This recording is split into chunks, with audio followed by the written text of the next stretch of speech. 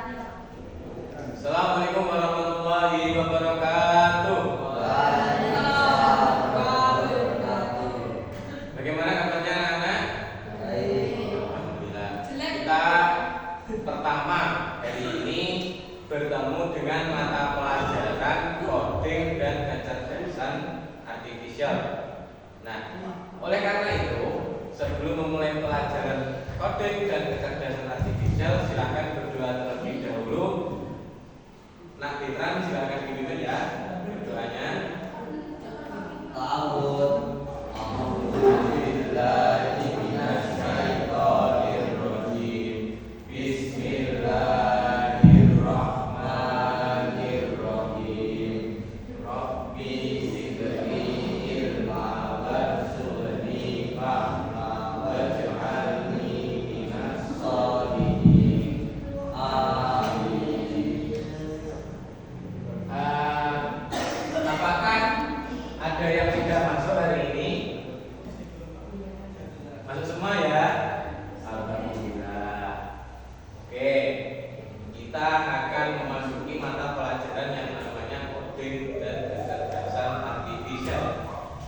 Sebelumnya di SD dulu, apakah anak-anak sudah mengenal dengan yang namanya coding dan kecerdasan artifisial? Mitra sudah atau tidak? Belum. Oh ya belum. Yang lain? Belum. Nah, jadi apa toh coding dan kecerdasan artifisial itu? Ada yang tahu nggak tentang kecerdasan artifisial? Saya. Ya Pak. Kecerdasan buatan. Ya, betul. Sekilas kecerdasan artifisial itu adalah kecerdasan buatan. Berarti kecerdasan yang dibuat oleh manusia. Nah, coding dan kecerdasan artifisial itu kurang lebih berkaitan dengan kita akan menyusun suatu perintah yang mana memanfaatkan AI itu sendiri untuk bisa membuat program. Nanti di kedepannya ada banyak ranah yang akan kita bahas mengenai yang namanya kecerdasan artifisial. Salah satu dalam coding dan kecerdasan artifisial itu ada yang namanya berpikir komputasional. Mungkin dulu di SD sudah mengenal yang namanya berpikir komputasional. Coba ada yang tahu nggak? Ada yang tahu? Ya, tidak apa-apa. Jadi berpikir komputasional itu sekilas itu tentang bagaimana cara kita itu menyusun suatu permasalahan agar bisa dipecahkan dan menjadi sebuah solusi, menjadi sebuah temuan. Nah, tujuan dari berpikir komputasional sendiri adalah mampu memahami permasalahan sederhana dalam kehidupan sehari-hari. Pasti kalian di sini pernah menemui permasalahan-permasalahan semisal kesulitan dalam mengerjakan tugas karena kebanyakan tugas, gitu. Pasti, itu pasti. Nah, terus tentang bagaimana menyelesaikannya, itu bagaimana? Itu ada yang namanya berpikir komputasional. Jangan kalian menjustifikasi bahwa berpikir komputasional itu berkaitan dengan hitung-hitungan, berkaitan dengan langsung membuat kode-kode tertentu. Belum tentu. Berpikir komputasional itu bisa kita buat sederhana mungkin agar kalian itu bisa memahami. Nah, lanjut ya.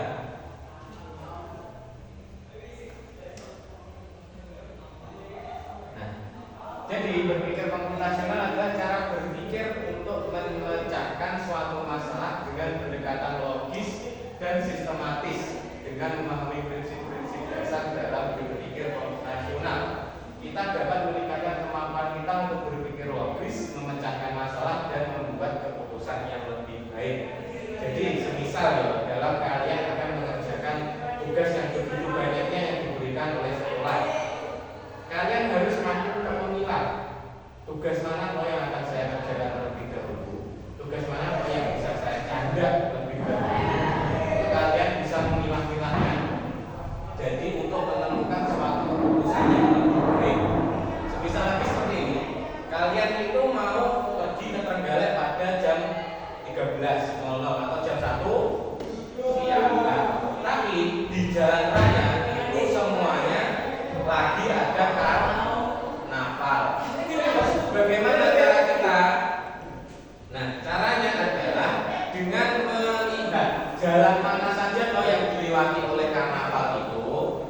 Misal kalau jalan raya pasti dilewati, jadi kita harus pintar-pintar mencari jalan-jalan kecil yang sepi agar kita bisa melewati tanpa ada hambatan macet.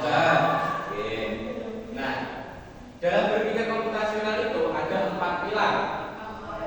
Yang pertama ada dekomposisi, yang kedua ada abstraksi, yang ketiga ada pengenalan pola, dan yang keempat ada algoritma.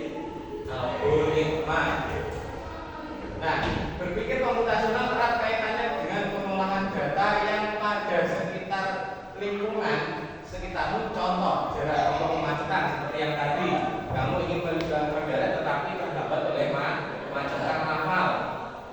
Nah, yang kedua pembuatan suatu produk dan sebagainya. Berpikir komputasional itu berbasis data.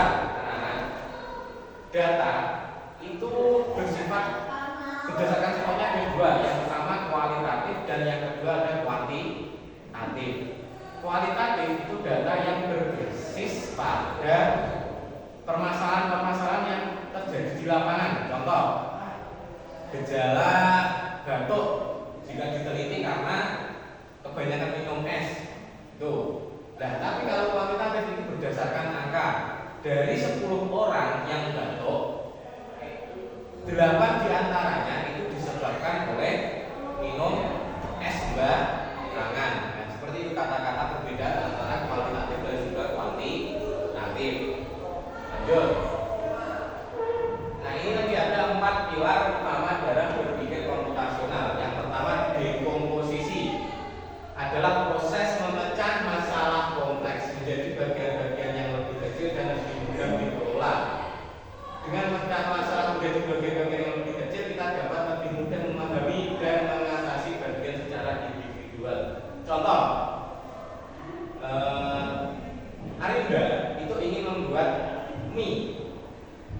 Nah, dalam membuat mie itu pasti kalian sudah berpikir, oh aku akan menemukan bahan-bahannya apa saja, mulai dari minyak, gitu, terus kompornya gasnya isi ora. Nah, pancine mesti ubah apa urung, sendoke itu sing dimae gone, kan ya belum pasti. Jadi kalian itu harus sudah menyiapkan mulai dari peralatan, bahan baku, sampai dengan bumbu-bumbunya sudah kalian persiapkan. Nah, yang kedua adalah pengenalan pola. Pengenalan pola melibatkan pencarian kesamaan dan tren dalam data atau masalah dengan mengidentifikasi pola. Kita dapat membuat prediksi dan mengembangkan solusi yang lebih efektif. Semisal begini, ketika sudah memecahkan masalah, ya sudah melakukan dekomposisi apa saja yang akan kamu lakukan dengan pembuatan mie, gasnya teh di dalam. Nah, Arinda berarti harus mencari yang namanya gas terlebih dahulu atau membeli gas terlebih dahulu. Setelah gas sudah diselesaikan dibeli, berarti harus dipasang, oke? Jadi dipasang terlebih dahulu. Itu seperti dengan menganalisa data historis seperti itu tadi. Apa saja peralatan yang belum ditemukan atau dalam membuat mie itu apa permasalahannya? Kok dibilang kekurang mateng atau minyak kematangan seperti itu. Nah, yang ketiga ada abstraksi. Abstraksi itu adalah proses fokus pada informasi yang relevan dan mengabaikan detail yang tidak penting. Ini memungkinkan kita untuk menyederhanakan masalah dan fokus pada aspek-aspek yang paling penting. Contoh seperti tadi ya, ketika kalian ingin pergi ke Trenggalek dan di dalam jalan yang itu macet, terus bagaimana cara kalian itu menyelesaikan masalah seperti itu?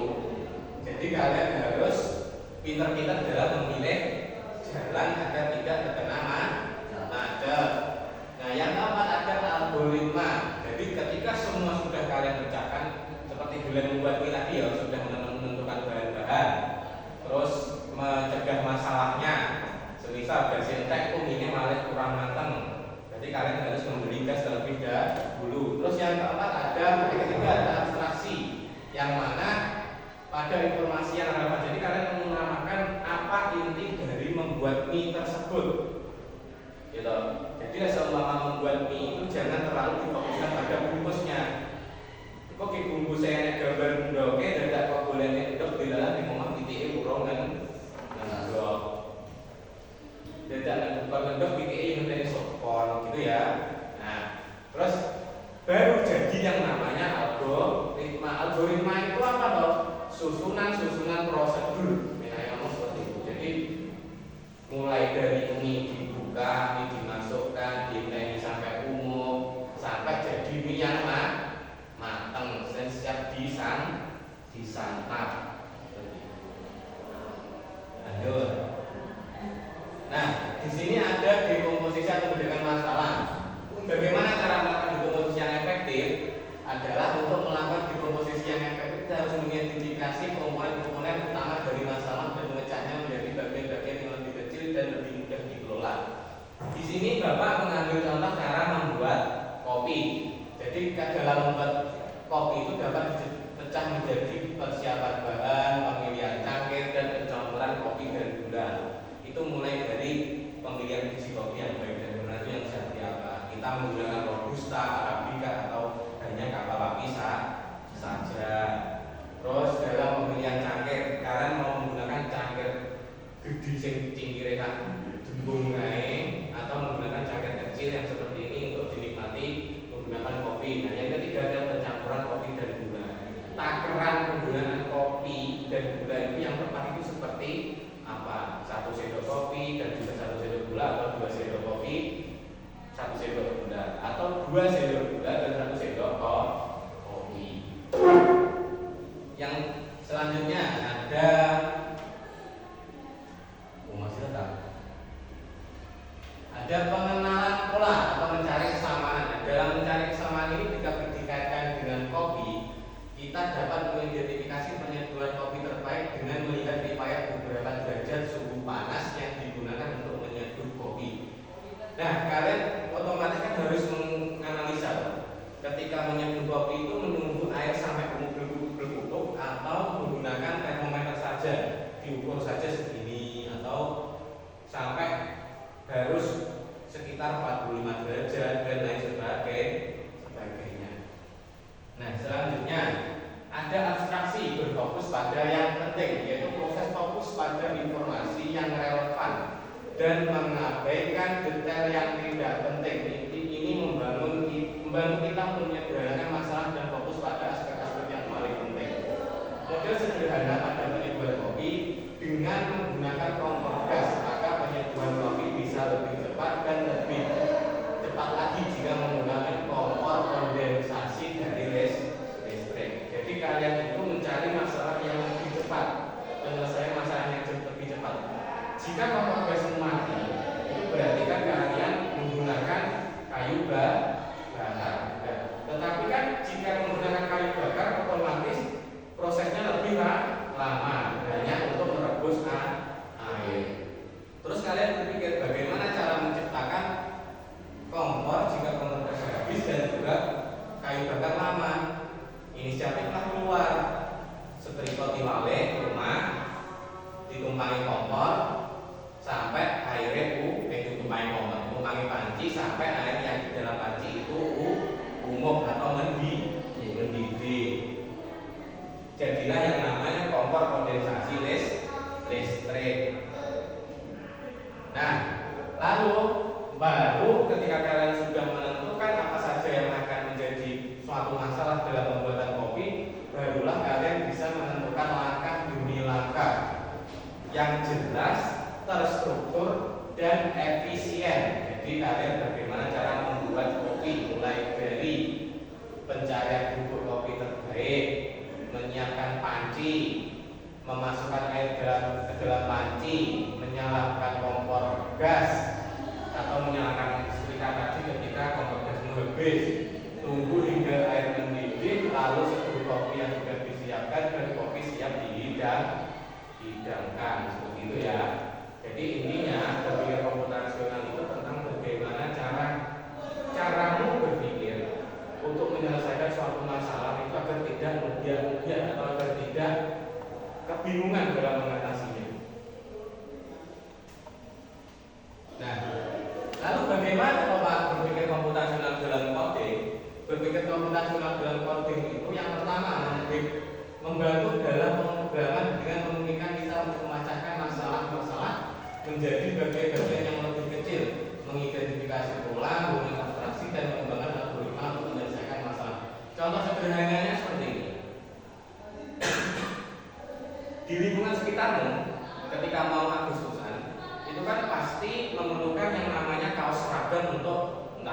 jalan-jalan, entah lomba-lomba, entah untuk panitia apa saja.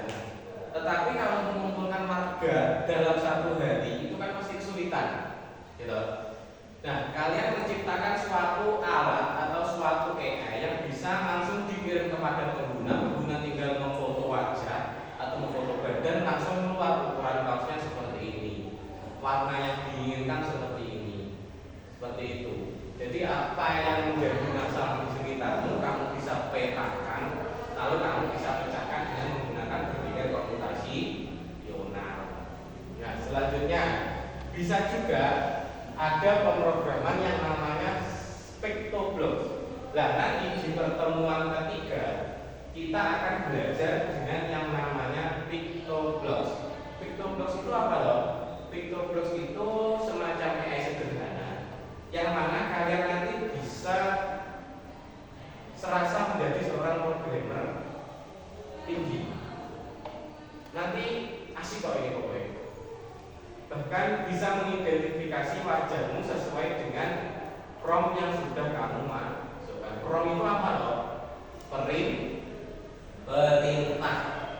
Jadi masukkan perintah-perintah, baru output yang dihasilkan oleh Pictoblocks itu nanti yang akan menjadi bentuk dari codingmu. Nah, lalu bagaimana implementasi BK di kehidupan sehari-hari? Yang pertama ada perencanaan uang pribadi. Jadi kalian itu kalau menggunakan uang jajanmu, semisal dalam 1 minggu itu kamu diberi uang senilai 20.000 saja. Nah, ki opo yo nuntut to Pak Bu buat uang 20.000 saja buat seminggu. Tapi kan kalian bisa berpikir secara komputasional, memprioritaskan mana yang penting terlebih dahulu, lalu menyisihkan uang untuk jajanmu, beli seblakmu, atau untuk keperluan yang lain. Yang kedua, bisa mengatur jadwal harian. Semisal jadwalmu itu sekolah sampai jam 2. Tapi di jam 2 itu di hari Senin biasanya kan sampai jam 2. Di jam itu kamu juga bertepatan dengan latihan karate misal seperti itu. Nah, kamu kan bisa mengatur jadwal dari jam 2, nanti di jam 3 baru kamu bisa untuk melakukan latihan karate, ya. Terus yang ketiga, memecahkan masalah di tempat kerja atau di tempat belajar. Misal di ruang satu kelas ini ada satu anak yang gendem atau anak yang angel, serusui ya, entah itu di kelas ini atau di kelas yang lain. Nah, misal seperti itu. Terus bagaimana cara kamu untuk mengatasinya?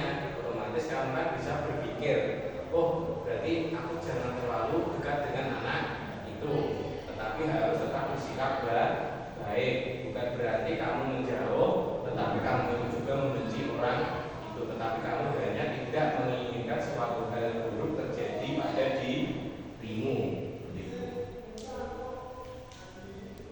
Nah, kesimpulannya ya, BK untuk masa depan yaitu membantu kita berpikir lebih logis dan efisien. Itu secara logis. Seperti tadi, semisal kamu ingin pergi ke Trenggalek, otomatis kamu harus mencari jalan alternatif agar kamu bisa sampai ke Trenggalek dengan tepat waktu. Nah, terus di abad ke-21 BK ada keterampilan penting untuk abad ke-21 yang mana mengajarkan kalian untuk tidak berpikir secara gubras-gubrus atau secara pelik atau secara tidak terstruktur. Jadi apapun yang kamu lakukan, apapun yang kamu rencanakan, itu bisa tersusun dan tertata secara baik. Berpikir komputasional bukan hanya keterampilan teknis, tapi juga cara berpikir yang dapat diterapkan dalam berbagai aspek kehidupan. Jadi bukan hanya berkaitan dengan coding, ya, tapi juga bisa berkaitan dengan kehidupan sehari-harimu. Dari sini ada yang apa tidak? Ya, oke, kalau begitu kalian sudah masuk di grup Classroom semua toh? Sudah? Nah, kalau sudah, nanti tugasnya Bapak share di Google Classroom. Kalian temukan cara berpikir komputasional di kamu, entah itu kehidupan di rumah atau kehidupan dengan pertemanan, kehidupan sekolah dan lain sebagainya, nanti diupload di Classroom ya. Bapak tunggu sampai besok pagi. Oke. Nah, oke, kalau begitu pelajaran coding dan kecerdasan artifisial hari ini Bapak akhiri. Bila ada kurang lebihnya, Bapak mohon maaf. Wassalamualaikum warahmatullahi wabarakatuh.